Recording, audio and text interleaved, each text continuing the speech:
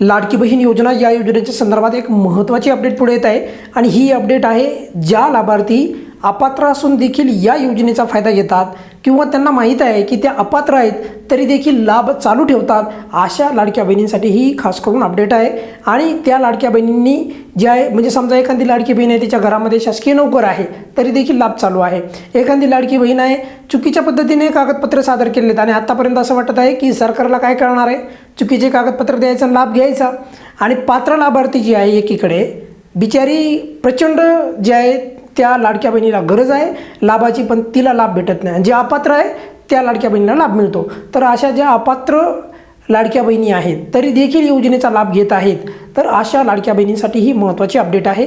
तर त्यांच्यासाठी म्हणजे बघा तुम्ही पात्र असताल तर तुम्हाला काहीही काळजी करायची गरज नाही, पण अपात्र असताना लाभ चालू ठेवत असताल तर मात्र पुढे अडचण येऊ शकते का या संदर्भातच या व्हिडिओमध्ये माहिती देणार आहे। बघा चुकीची माहिती देऊन लाभ घेऊ नका, अगदी स्पष्टपणे तुम्ही परत नका म्हणू सर आपल्या चॅनलवर तशी अपडेट देण्यात आली नव्हती वगैरे वगैरे, तर परत सांगतोय तुम्हाला चुकीची माहिती देऊन योजनेचा लाभ घेऊ नका, शासकीय योजनेचा कोणत्याही आर्थिक लाभ घेऊ नका, ती चुकीचं आहे, पुढे त्या संदर्भात काही कारवाई होऊ शकते का ही देखील माहिती तुम्हाला या व्हिडिओमध्ये सांगणार आहे।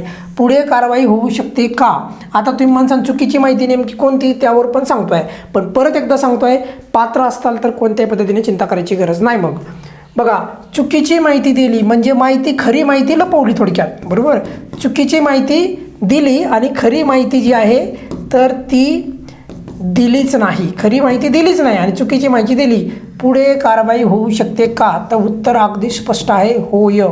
कोणत्याही पद्धतीने तुम्ही डाऊटमध्ये राहू नका, पुढे कारवाई होऊ शकते। त्यामुळे विनंती आहे ज्या अपात्र आहेत त्यांनी या योजनेचा लाभ घेऊ नका, जे या योजनेसाठी पात्र गरजू लाडक्या बहिणी आहेत त्यांनाच ऑलरेडी जे आहे बघा शासन तिकडेच लक्ष देत नाही आहे, तर तुम्हाला अपात्रता असताना कधी तुम्हाला घेऊ देईन ह्या गोष्टी पण तुम्ही जरा विचार करा।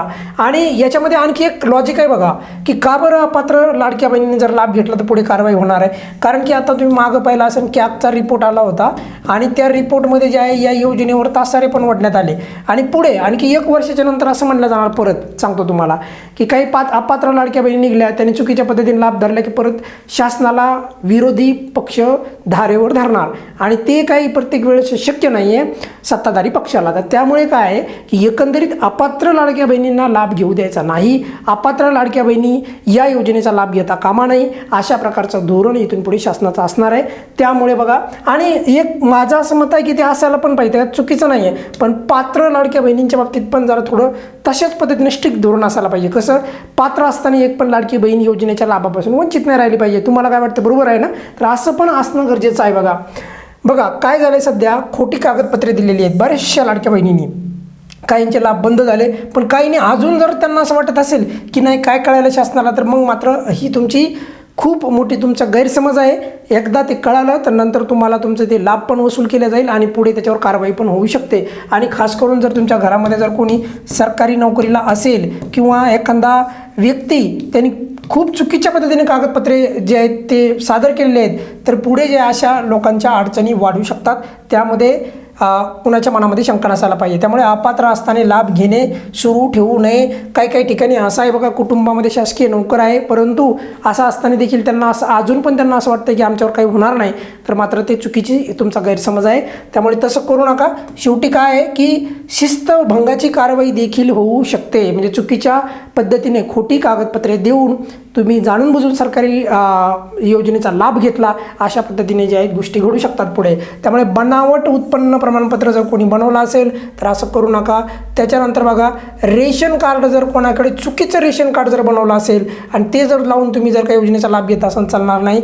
इतर कोणतेही बनावट कागदपत्रे देऊन तुम्ही जर सरकारी योजनेचा आर्थिक लाभ घेतल्यामुळे जर का तुम्हाला असं वाटत असेल काही होणार नाही तर माझ्या मते पुढे गुन्हा दाखल होऊ शकतो आणि या संदर्भात सध्या हालचाली चालू आहेत। आता सर्व माध्यमांमध्ये पण तुम्हाला ह्या अपडेट यायला दिसत आहेत की जर एखाद्या लाडक्या बहिणींनी अपात्र बघा ज्यांना आतापर्यंत अपात्र केलं गेलेलं आहे त्यांना चिंता करू नका, पण मात्र म्हणजे चिंता करू नका म्हणजे शासकीय घरामध्ये नोकर असेल तर ती भाग वेगळा आहे, पण काही लाडक्या बहिणी अपात्र झालेल्या आहेत बरोबर, पण त्यांना जे आहे म्हणजे त्यांनी काय असं चुकीच्या पद्धतीने फॉर्म नव्हता भरला पण मात्र त्यांना तरी काही अडचण येणार नाही. पण इथून पुढच्या लोकांसाठी मी सांगतो आहे की त्यांनी या योजनेचा अजून गैरफायदा घ्यायचा सुरुवात केली तर मात्र त्यांना अडचणी येऊ शकतात. आणि हीच छोटीशी अपडेट जी आहे आपल्या या योजनेच्या संदर्भात आता सध्या येताना दिसत आहे पुढे. आणि यावर नक्कीच जे आहे पुढे आणखी आपल्याला अडचणी वाढवू नये, म्हणजे जे एखाद्या लाडक्या बहिणीने जर तशा पद्धतीने चुकीच्या पद्धतीने लाभ घेत असेल. कारण बघा ना, विचार करा, गरजू लाडक्या बहिणीला पण लाभ मिळणं गरजेचं आहे.